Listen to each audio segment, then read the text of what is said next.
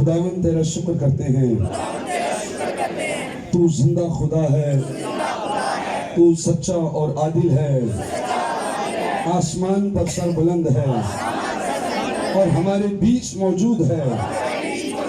یسوع مسیح ناصری کے نام سے جو تیرا پیارا بیٹا ہے، ہم سب یہ دعا کرتے ہیں، ہمارے کان مسا کر دے، ہمارے دلوں کو چھو دے اور انہیں اچھی زمینیں بنا دے، عمدہ زمینیں بنا دے، پاک زمینیں بنا دے، زرخیز زمین بنا دے، نیک دل بنا دے، تاکہ تیرے کلام کا بیج بویا جائے ہم سب کے لیے، ہماری زندگیوں کے لیے باعث برکت ہو، 30 60 100 گنا پھل لائے۔ اپنے خادم کی رہنمائی کر، اس کے وسیلے ہم سے بول، ہم سب کو برکت دے۔ یسوع مسیح کے نام سے یہ دعا مانگتے ہیں، آمین۔ آئیے خداوند کے کلام میں سے کھڑے کھڑے حوالہ پڑھیے، مکاشفہ کی کتاب اس کا دوسرا باب، آیت نمبر 8 سے آیت نمبر 11 کے آخر تک ہم پڑھیں گے۔ مکاشفہ کی کتاب اس کا دوسرا باب ہے اور 8ویں آیت سے 11 آیت کے آخر تک ہم ایک حوالہ خداوند کے کلام میں سے سنیں گے۔ اور یہاں پر لکھا ہے، اگر آپ سارے مل کر یہ تلاوت کریں میرے ساتھ، بلند آواز سے پڑھیے میرے ساتھ۔ اور سمرنا کی کلیسیا کے فرشتے کو یہ لکھ کہ جو اول و آخر ہے اور جو مر گیا تھا اور زندہ ہوا، وہ یہ فرماتا ہے کہ میں تیری مصیبت اور غریبی کو جانتا ہوں، مگر تو دولت مند ہے، اور جو اپنے آپ کو یہودی کہتے ہیں اور ہیں نہیں بلکہ شیطان کی جماعت ہیں، ان کے لعن طعن کو بھی جانتا ہوں۔ جو دکھ تجھے سہنے ہوں گے ان سے خوف نہ کر، دیکھو ابلیس تم میں سے بعض کو قید میں ڈالنے کو ہے تاکہ تمہاری آزمائش ہو، اور 10 دن تک مصیبت اٹھاؤ گے، جان دینے تک بھی وفادار رہ، تو میں تجھے زندگی کا تاج دوں گا۔ جس کے کان ہو وہ سنے کہ روح کلیسیاؤں سے کیا فرماتا ہے۔ جو غالب ہے اس پر اس کو دوسری موت سے نقصان نہیں نہ پہنچے گا۔ پاک کلام کے پڑھے اور سنے جانے پر خدا کی برکت ہو۔ تشریف رکھیے۔ God bless you. God bless you. God bless you. خداوند آپ سب کو بہت برکت دے۔ میں ایک بار پھر بہت ادب کے ساتھ خداوند یسوع مسیح کے قدوس جلالی نام میں آپ سب کی خدمت میں سلام پیش کرتا ہوں، اور آپ سب کو یہاں دیکھ کر میرا دل انتہائی خوشی سے بھرا ہوا ہے۔ آئیے ایک بار ہم خداوند یسوع مسیح کے جلال کے لیے بڑی تالیاں بجائیں۔ ہیلیلویا، ہیلیلویا، پریز گاڈ، ہیلیلویا۔ آخری زمانے کی جو کتاب ہے اس کا نام مکاشفہ کی کتاب ہے۔ آخری دور کے حالات جو بتائے گی اور آخری دور کی باتیں جو آشکارا کرے گی، وہ ہماری بائبل مقدس کی آخری کتاب مکاشفہ کی کتاب ہے۔ کچھ لوگ فیوچر کے بارے میں بہت چیزیں سیکھنا چاہتے ہیں، علم حاصل کرنا چاہتے ہیں، لیکن یاد رکھیے فیوچر، مستقبل، علم اور آخرت یا آنے والا زمانہ بائبل مقدس کے بغیر آپ کو اس کی کوئی خبر نہیں مل سکتی ہے۔ اگر کوئی چاہتا ہے کہ وہ آنے والے زمانے کو سیکھ لے تو میرا کھلا چیلنج ہے کہ مکاشفہ کی کتاب واحد چینل ہے، واحد رسالہ ہے، واحد اخبار ہے، واحد کلام ہے، واحد کتاب ہے جو آپ کو آنے والے زمانے کی باتیں بتائے گی۔ اگر شوق رکھتے ہیں کہ آنے والے زمانے میں کیا ہوگا تو پھر مکاشفہ کی کتاب کی سٹڈی کریں۔ مکاشفہ کے معنی ہے، یونانی زبان کا لفظ ہے اپوکلیپسس، جو اصل زبان بائبل کی ہے یونانی زبان ہے نئے عہد نامے کی۔ تو اس میں ہماری اس کتاب کا نام اپوکلیپسس ہے، جس کے لفظی معنی بنتے ہیں an uncovering and laying bare، کسی چیز کو کا نقاب اٹھا دینا یا اس کا پردہ ہٹا دینا یا ظاہر کرنا کسی چیز کو، یا ڈھکی ہوئی हुई चीजों से पर्दे उठाकर उनको सामने लेके आना, और रिवीलिंग किसी चीज को रिवील कर देना या जाहिर करना किसी चीज को, ये मुकाशफा के लफ्ज के मानी है। और मैं ये पहले ही अपने जो मैसेजेस दिए उसके पेशतर कह चुका हूं कि मुकाशफा की किताब दरअसल खुदावंद यीशु मसीह का मुकाशफा है। बाइबल की ये किताब मसीह की जात से पर्दे उठाती है और बहुत नकाब कुशाई करती है, और उसकी जात की असल समझ आपको मिल जाती है। वही इल्हाम या गैब की बातों का इंकशाफ इस किताब के अंदर किया गया है। एक हैरानकुन बात है कि खुदा ने यीशु मसीह के वसीले से यह मुकाशफा जमीन पर नाज़िल किया है।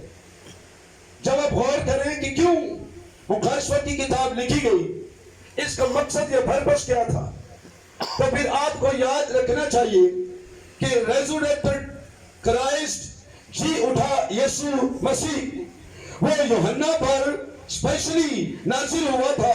नंबर एक इसलिए कि वो रूहानी तौर पर चर्च का जायजा ले रहा था और उसके हालात उसको बताना चाहता था कि चर्च के अंदर हालात क्या हैं, मसीहियों के, चर्च के लोगों के, उसके मानने वालों के हालात क्या हैं, और उसका डायग्नोस, स्पिरिचुअल डायग्नोस यीशु ने किया है। रूहानी तौर पर उसका जायजा लिया है, उनकी बीमारियों को, कमजोरियों को, मुसीबतों को चेक किया है, और फिर ये सब कुछ यूहन्ना आरिफ को लिखवाया है। और दूसरा मकसद खुदावंद का ये भी था कि आखिरी जमाने के हालात और रोए यूहन्ना पर जाहिर करे कि वो क्या कुछ करेगा। ये बात बहुत अजीबो गरीब है कि हमारा खुदा इतना मेहरबान खुदा है कि वो कुछ नहीं करता जब तक वो अपने भेद अपने खादमों पर जाहिर ना करे। आमोस की किताब में लिखा है, खुदा कुछ नहीं करता जब तक वो अपना भेद अपने खिदमत गुजार नबियों पर पहले जाहिर न कर ले। इसलिए खुदा कुछ भी करने से पहले जमीन के लोगों से, अपने खादमों से, रसूलों से, पादरियों से, काहिनों से, बुजुर्गों से जो उसके करीब होते हैं, उनसे बात करता है और उनको बताता है मैं दुनिया पर क्या करने वाला हूं। और इसकी एक तमसील ये भी है कि उसने सदोम और अमोरा को बर्बाद करने से पहले अब्राहम से कलाम किया और उसको कहा मैं उसको खत्म करने लगा हूं, नेस्तों ने बहुत करने लगा। खुदा कुछ भी नहीं करता है। अब दुनिया को खत्म करने से पहले, दुनिया को नेस्तों नबूद करने से पहले और अदालत और इंसाफ करने से पहले भी खुदा ने यूहन्ना आरिफ पर जाहिर होकर उसको ये सारी किताब लिखवाई है, जिसकी हम पढ़ें। स्मरना की कलीसिया, ये 7 कलीसियाओं में से, 7 चर्चेस में से एक चर्च है स्मरना की कलीसिया, जो हवाला हमने आज पढ़ा है। ये रोमी सूबा आसिया का एक शहर था स्मरना। रोम के एक सूबे आसिया का एक शहर था स्मरना, जो आज के दौर में मौजूदा एशियाई तुर्की का इलाका है। और स्मरना की कलीसिया का अब मौजूदा नाम इज़मीर है। पहले इसका नाम स्मरना था, लेकिन आज इसका नाम इज़मीर है। 7 चर्च मसीह के जमाने में या यूहन्ना के जमाने में एशिया कूचक में, आसिया के इलाके में वहां पर थे 7 चर्चेस। लेकिन कहा जाता है कि आज वहां सिर्फ एक चर्च बाकी बचा है और वो स्मरना की कलीसिया है। और इसकी वजह क्या है कि ये 6 चर्च खत्म हो गए, पर एक चर्च जो स्मरना का चर्च है आज भी कायम है। वजह इसकी ये है कि ये दुख उठाने वाली कलीसिया है। इस चर्च को परसिक्यूटेड चर्च भी कहते हैं, यानी दुख उठाने वाली कलीसिया उसको कहते हैं। अब गौर करेंगे अजीजों, दुख उठाने वाली कलीसिया जो है वही जिंदा रहती है। अगर मैं और आप दुख उठाना नहीं चाहते हैं यीशु के साथ, तो आप हमेशा जिंदा नहीं रहेंगे। मैं आपको साफ तालीम देना चाहता हूं। इस जमीन पर जो चर्च, जो कलीसिया, जो ईमानदार, जो बहने या भाई मसीह के लिए दुख उठाना नहीं चाहते हैं, खुदा की बातों में दाखिल नहीं हो सकते, क्योंकि दुख उठाने वाले ही हमेशा जीते रहते हैं। मसीह ने खुद दुख उठाया और फिर तीसरे दिन मुर्दों में से जी उठा, मेरे और आपके गुनाहों के लिए सलीब पर मुआ, फिर मुर्दों में से जी उठकर अब्दुल्लाबाद और हमेशा के लिए जिंदा है। इसलिए दुखों से ना घबराएं, दुखों से ना घबराएं। बाइबल मुकद्दस हमें बताती है इस बात के लिए मसीह ने कभी भी नहीं कहा किसी को कि तुम मेरे पीछे आ जाओ तो तुम्हें कभी कोई दुख नहीं आएगा, तुम्हें कभी कोई बीमारी नहीं लगेगी, तुम्हारे घर पर कोई शख्स बीमार नहीं होगा, या तेरे घर पर कभी भूख नहीं आएगी। यीशु ने ये कभी नहीं कहा। दुश्मन, मुसीबतें, आफतें हर किसी पे आती हैं। इसलिए मैं अपने चर्च को ये साफ तालीम देना चाहता हूं कि नौकरियों के लिए चर्च ना आए, शिफाओं के लिए चर्च ना आए, मुसीबतों से बचने के लिए चर्च ना आए। अगर खुदा इन सब से भी आजाद हमें करता रहता है, पर बड़ा मकसद ये हो चर्च आने का कि हम यीशु की इबादत करेंगे, उसको हम जलाल देंगे। और परसिक्यूट होता हो, अगर ईसा तसल्ली होती हो, अगर दुख भी हम उठाते हो, अगर बीमारियां भी हम झेलते हो, इस हालात में भी हम चर्च में जरूर रहेंगे। ये स्मुरना की कलीसिया थी, इसलिए आज तक ये जिंदा है। इज़मीर के नाम से दुख उठाने वाले जीते रहेंगे। ये सब इस कलीसिया के अंदर से हमें मिलता है। अब खत लिखवाने वाले की पहचान और शान किस तरह इस जगह पर बयान की गई है, गौर से सुनिए। खत लिखवाने वाले ने अपना इंट्रोडक्शन दिया है। शुरू में लिखा है, जो अव्वल व आखिर है और मर गया था और जिंदा हुआ, वो ये फरमाता है। कौन है? जो अव्वल व आखिर है, जो शुरू से है और आखिर तक रहेगा, और जो मर गया था और अब वो जिंदा हुआ है। यीशु मसीह ने अपना इंट्रोडक्शन दिया है क्रिश्चियंस को, बिलीवर्स को, चर्च को, कि नंबर एक उसकी अथॉरिटी, उसकी पावर ये है कि वो अव्वल है और आखिर है, वो अलग भी है और बड़ी भी है, वो ए भी है और जी भी है, वो अल्फा है और ओमेगा है, वो शुरू है और वो आखिर है, वो असल है और वो अबद है।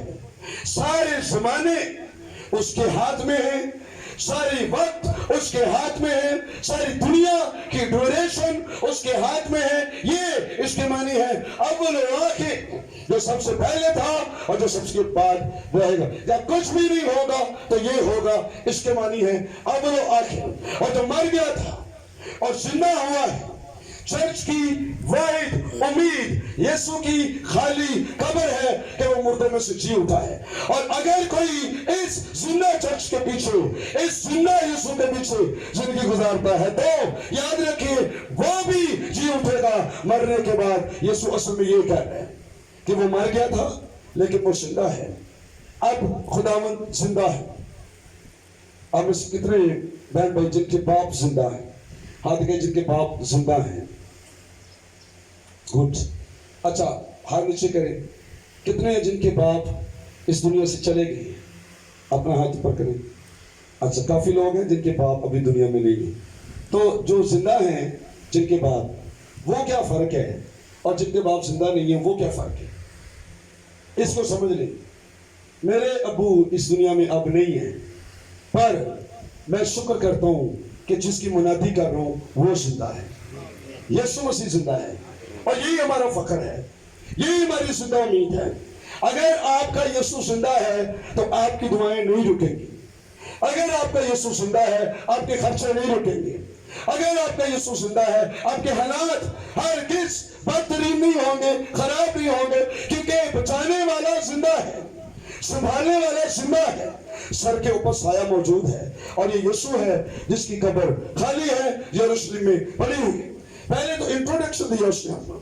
मुकाशफत की किताब में यीशु मसीह के बारे में लिखा है कि वो सारे मुर्दों को जिंदा करेगा, और दुनिया के तमाम मुर्दे जिंदा होकर उसके तख्त के सामने खड़े हो। ये है वो शख्स जो कह रहा है मैं जिंदा हूं। اور مردوں کو زندہ کرے گا. اور میں بڑی خوشی سے اکثر کہتا رہتا ہوں کہ یسوع دنیا میں واپس آئے گا پر وہ مرنے واسطے نہیں آئے گا. اگر کسی نے غلط فہمی ہے تو وہ اپنے اندر کٹ لے میری گل مان کے، کیونکہ یسوع مرے نہیں آئے گا. کچھ لوگ اس بات پر پکے ہیں، پر یسوع اب دنیا کے مردے زندہ کرنے آئے گا، خود مرنے نہیں آنا اس نے، کیونکہ وہ مر گیا تھا اور وہ زندہ